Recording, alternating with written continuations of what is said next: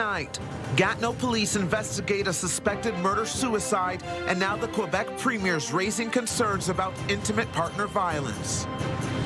Flames tear through the fantasy spa on Meadowbrook in the city's East End. Plus, a 10-year-old with a story to tell. We introduce you to the Eganville Leader's youngest columnist.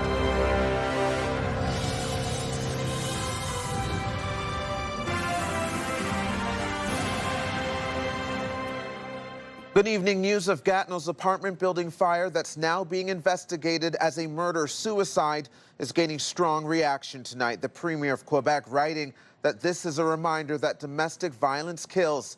Police confirmed that the two people found dead were in a relationship.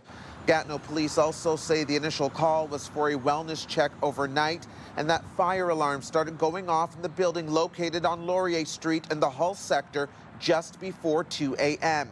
When first responders arrived, they found the unit with a small fire inside and two unconscious bodies. They were pronounced dead at the scene. And late this afternoon, investigators say they believe this to be a case of murder-suicide, saying a 34-year-old man is suspected of killing his 30-year-old partner before taking his own life. It's pretty sad to hear. Pretty scary getting down. We were kind of smelling more and more fire out as we were going downstairs. The majority of residents like Leah have been allowed to return home, but 30 others are being asked to find somewhere else to sleep tonight. Quebec's Premier Christine Frechette made a statement on Facebook about this tragedy. Translated from French, the beginning reads like this: "The drama in Gatineau reminds us once again that domestic violence kills. A woman lost her life. This is unacceptable. Our government is working to better prevent, intervene earlier, and protect victims better, but we need to go even further." We have extended coverage about this investigation on our website, ctvnewsottawa.ca. It's also where you can find resources if you are in crisis. A reminder, the Distress Centre of Ottawa and region is available 24/7. You can call 613-238-3311. Ontario Provincial Police letting us know tonight they are investigating an inmate's death. Little information was shared about the exact incident, but at the Millhaven maximum security prison west of Kingston, something happened involving inmates. That was on Sunday, and it caused one inmate to suffer life-threatening injuries. Police say he died in hospital yesterday. That inmate has been identified as 28-year-old Darian Degnaud. In other news, firefighters responded to a blaze at an East End business tonight. That video sourced from Facebook shows firefighters on the roof of the Fantasy Spa on Meadowbrook Road, east of the downtown core and near Searville. When our camera arrived, flames were out, but hot spots were still smoldering. Fire crews say the fire was in the attic and that the call came in just after 8 p.m. The situation was declared under control about an hour later. No word on the cause, no reports of injury. Here's a live look through our Centennial Glass Sky Cam. It is 8 degrees out there right now and some rain spots on our camera lens there. Those clouds should be clearing out, but there's a chance we'll see some showers for the next couple of days, just a slight 30 to 40% chance. And over the next 24 hours, things should start off fairly sunny. Again, the cloud coverage we're seeing right now will clear out, but more clouds are expected to roll in throughout the afternoon. 14 degrees for the daytime high and a slight chance of rain. The water levels are declining faster than expected, which is certainly a good news.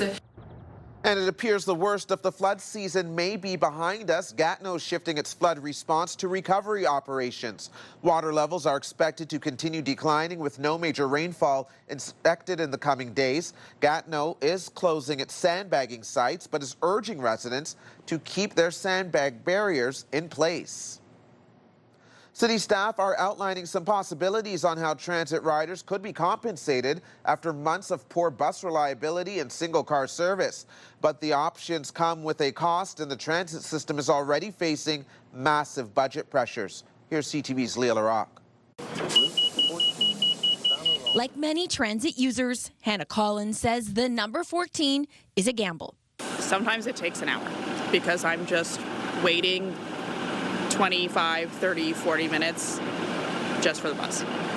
And the bus ride itself, 15, 20 minutes, a regular amount of time, but sometimes it takes an hour. It has been a tough year for OC Transpo, single car service on the LRT since January. And every week, hundreds of buses are canceled because of mechanical issues or a bus shortage. Last time I rode it, it broke down. I'd like to pay less than $4, but, you know. The city outlining some possible compensation options, including partial refunds, which would cost $8.2 million. Cutting the regular fare price in half for a month would cost around $3 million. Offering free fares for one weekend would cost around $450,000. But then there's the question of how the city is going to pay for this. Right now, there is still a $47 million hole in the transit budget. Councillor Sean Menard says there is a way to do it and not cost transit riders. Funds were held back from RTG during the period of time where trains were being taken off and service was poor. That should go back into transit riders and the service for the system. Menard says councillors should also look at the non-fare ideas in the report, including purchasing more buses and making changes such as bus-only lanes. I think that there's ways to improve service, potentially get some bus-only lanes on places like Carling. I think we need to look at a package that does multiple things. Councillors will discuss the options next week. Making the service better would benefit everybody here in the city. I would like to get money, sure, but at the end of the day, what I want is public transit that works, and public transit that works for everyone in the city. Leah, Larocque, CTV News. Federal departments are moving away from having workers' desks feel like a game of musical chairs. This as public servants get set to spend more time in the office. To the extent we can get to more assigned seating, we will do that, but that will take some time, and it will vary by minister or by department because there was growth across the public service that was not supported with real property additions. The Secretary of the Treasury Board told a Commons committee the government will be assigning seats to public servants wherever possible. Most employees will be returning to the office 4 days a week in July.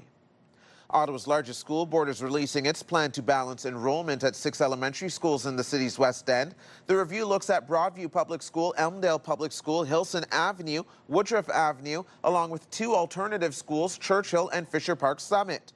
The board says no current students will have to change schools as part of the plan, which will see early French immersion programs added to Churchill Alternative School and Hilson Public School starting in 2027. Attendance boundaries will change at the 4 other neighborhood schools, but students will be allowed to graduate at their current school. The review was presented at a public meeting tonight. The Ottawa Police Hate Crime Unit is investigating an incident at a Canada church. It happened at Holy Redeemer Catholic Church on Rothsey Drive on May 3rd. Police say the suspect entered the church, damaged an item on the altar, and shouted profanities before fleeing in a vehicle. No one was injured. Police are looking to speak with any witnesses who have not yet contacted them. A woman was seriously injured in a crash in the city's rural West End today. First responders were called to the intersection of Carp Road and Richardson Side Road around 10:15 this morning. A car and pickup truck collided. A woman in the car was taken to hospital in serious but stable condition. 2 other people were treated at the scene for minor injuries. The Ottawa Charge are getting set for their first home game of the playoff series, which is now just 2 days away. The team was out practicing at the CTC this morning, which is where all their home playoff games will be played. The game we played a few months ago was great. It was so loud and it was a great atmosphere, so I can imagine it being something like that, and we're super excited to be here and have our fans here with us. The Charge and Boston Fleet are tied at 1 game apiece, their first round series. There are still some tickets left for Game 3 on Friday night. And the Ottawa Blackjacks hosted their second annual school day game today, giving both elementary and high school students a chance to skip class and watch a basketball game against the Capital All-Stars. This year's event was presented by Bell Let's Talk. The Blackjacks open the CEBL season next Tuesday at TD Place against the Calgary Surge. Turning to the town of Eganville now, about an hour and a half west of Ottawa. That's where the community's paper has welcomed a new young keen writer. And as CTV's Sean Varden reports, likely much younger than you'd think. Mayor Murphy, I've already started that. Fred Hillier is not your typical 10-year-old. Along with schoolwork, hobbies, and church, he's now the newest and youngest columnist at the Eganville Leader. I want to be able to tell the world these days through a kid's eye. His bi-weekly column, Inside Fred's World, offers his hometown of Eganville a unique take from a kid's perspective. Pretty exciting. It's not something that you see every day, a kid getting to write for a paper. That's a good one. He can write about whatever interests him, and although it can be a lot of work, he hopes his young views will make people think. I kind of like make a list on Google Docs on my Chromebook, and then when I'm done with that list, the next day I write the column. Like this one, I had to make it like 530 words or something. It was kind of a little overwhelming. The Eganville Leader has been part of the Ottawa Valley for more than 120 years. When it was put up for sale in 2024, there were fears it would not survive. But when new owners were found, Fred knew he wanted to be part of it. When we introduced them in our April 22nd edition, people were actually excited to see someone that young with that kind of an interest. And I know that he's going to resonate well with our readers. One of my classmates, he's in the same grade as me. He said he read it on the first morning of the column, and he said it was really good. Fred's next column is about his family's piano, which has been passed down for 5 generations. Also on his list, interviewing the mayor, the fire chief, and letting people know what a special place they call home. I hope he sticks with it and that we're looking at a couple of years. I think he's got lots of stories to tell. And while he's currently the youngest, the Eganville Leader actually had a columnist who made it into the world record books for being the oldest news columnist in the world. 96-year-old Al Donahue just stepped away from his role. But from the oldest to the youngest, the Eganville Leader is a paper that brings generations together. Ever since 1902, the Eganville Leader has been making its people happy or sad or somewhere in between. It feels really important to a kid like me from Eganville. Sean Varden, CTV News. Typically when this occurs, it's the same officers patrolling the community, wearing a different uniform and driving different cars. Coming up, Smiths Falls budget blown on policing. Could swapping the uniforms to Ontario Provincial Police be the solution?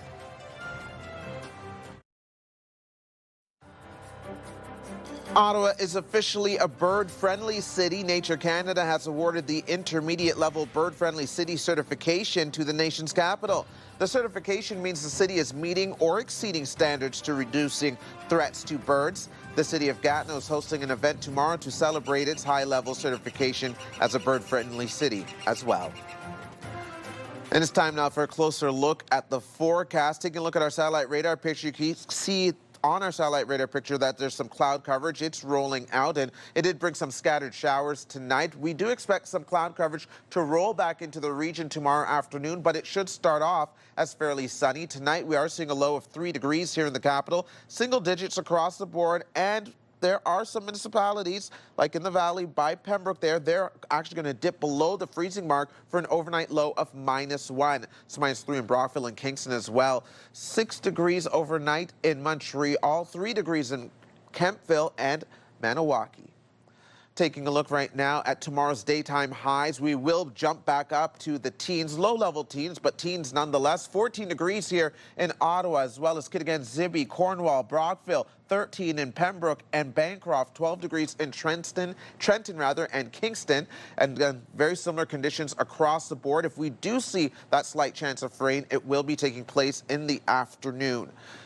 Here's a look at your 7-day forecast now.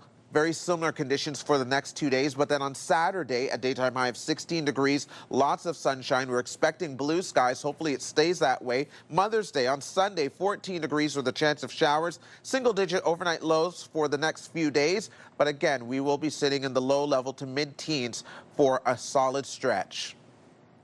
To Smiths Falls now, where the town is blowing its budget on policing. That's why councillors want to examine other options, including handing the duty over to the OPP. CTV's Peter Szperling explains. Smiths Falls has its own police service. If you have your own police department, you are the priority. It's the last in Lanark County, while others rely on the Ontario Provincial Police. Now, Smiths Falls Town Council is asking staff what the process would be to look at different policing options, including switching to the OPP. Municipalities across Ontario are facing cost pressures. Our biggest cost center in Smiths Falls, our single biggest cost center, is our policing services. According to Councillor Peter McKenna's motion, the cost per capita to deliver the Smiths Falls Police Service is around $675. But for the OPP, it could be much less. It's just about cost effectiveness. The OPP delivers services to more than 320 municipalities at an estimated cost of $362 per capita in 2025. Typically, when this occurs, it's the same officers patrolling the community wearing a different uniform and driving different cars. The councillor says this is about looking for ways to save money, not about the quality of the current police service. We have a very good police service. So we have an obligation as council at budget time and throughout the year to find is this the most efficient, effective way to deliver these services? Residents have mixed opinions. There's pros and cons. Wouldn't bother me one bit. Their job doesn't change, really. The color of the uniform. If there's a way of saving money, I'm all for it. If you've got a town that's 9,000 people, we're roughly around that, then you need a police service. Peter Szperling, CTV News. French language will always be in danger in Quebec. Coming up, Quebec's language law raising eyebrows and some concerns with the notwithstanding clause limiting the ability to challenge it. We'll explain more in a few minutes.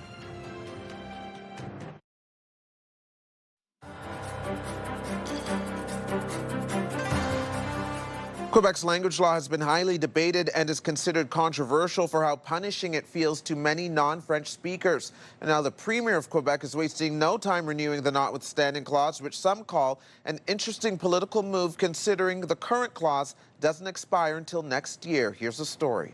La loi sur la langue officielle et commune du Québec, le français. As the new Premier promised, the CAQ government is renewing the notwithstanding clause a year early. French language minister Jean-François Roberge tabled Bill 2 this morning. It protects the French language law, Bill 96, from court challenges. We got to do what we got to do.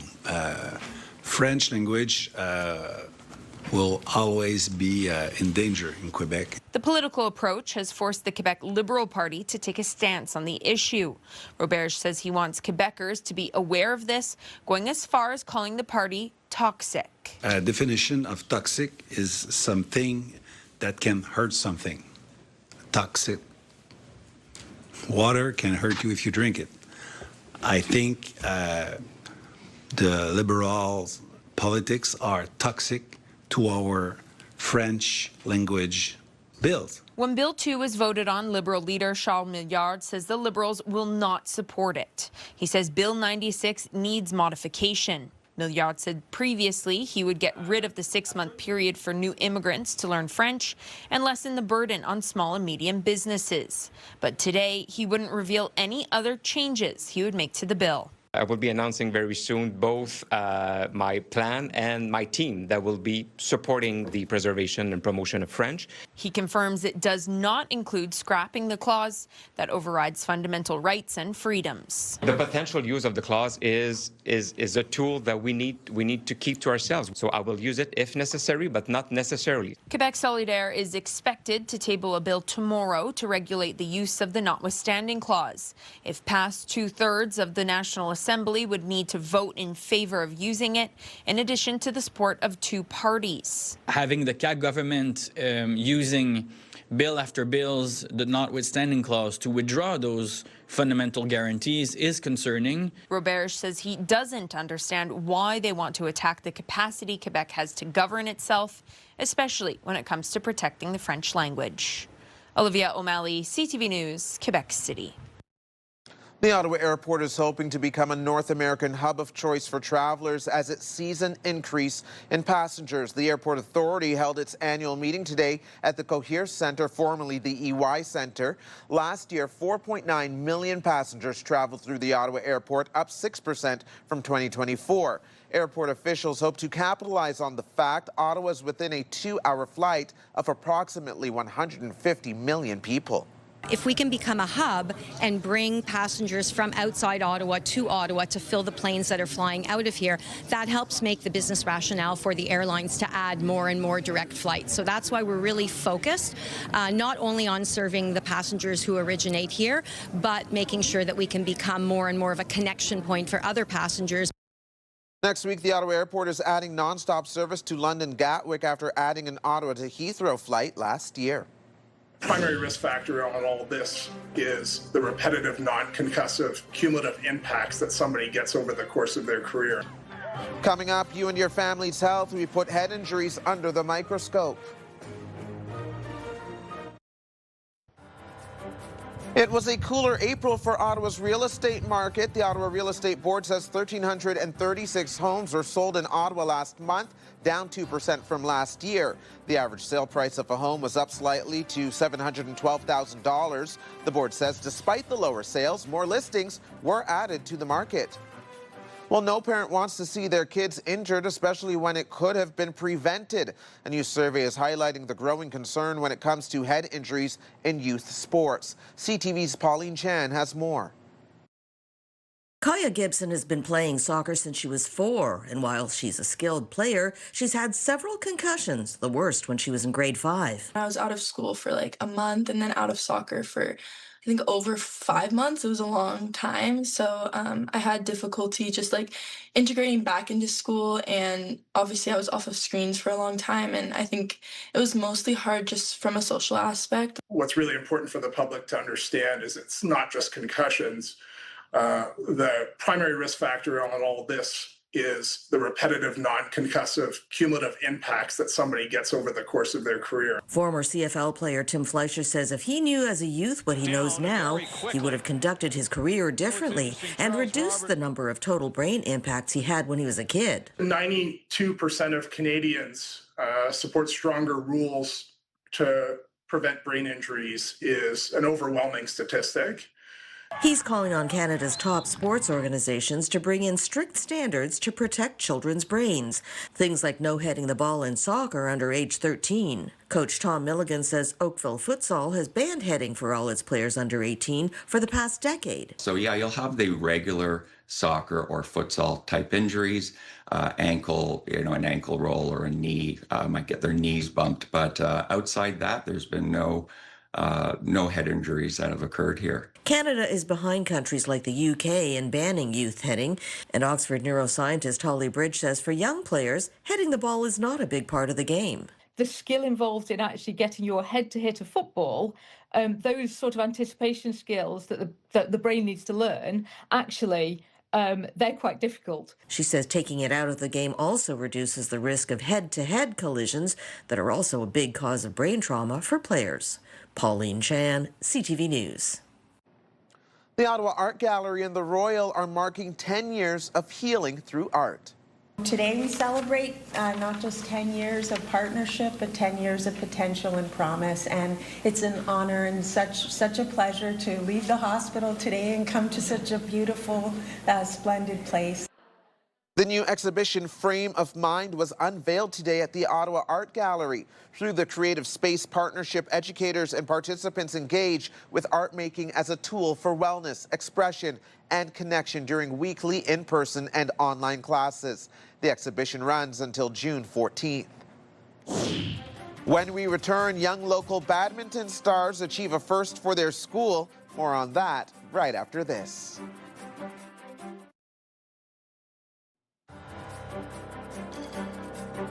Here's another live look to our Centennial Glass sky cam. The temperature holding steady at 8 degrees. And with a final check on the weather now, let's take a look at your wake-up weather forecast.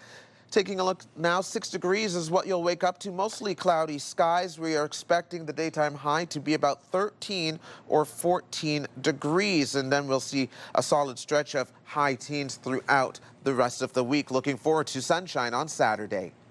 Finally, for us tonight, a shout out to 2 young badminton athletes making history for their school. And full disclosure, one has a connection to our Bell Media family. Charlotte McNabb and Paisley Anderson are making their parents proud, beaming with pride. They are the grade 6 girls that won the Upper Canada District School Board's Lanark Regional Elementary Badminton Tournament for their gender. And it's the first time their school, Beckwith Public, can claim this achievement. The duo went undefeated in the playoffs. Congratulations. That is CTV News for this Wednesday, May 6th. CTV News continues online anytime with our digital team keeping you up to date at ctvnewsottawa.ca. You can also watch our newscasts live on the CTV News app, and for news on the go, listen to News Talk Radio 580 CFRA. Thanks for watching, everyone. Have a wonderful night. We'll catch you tomorrow.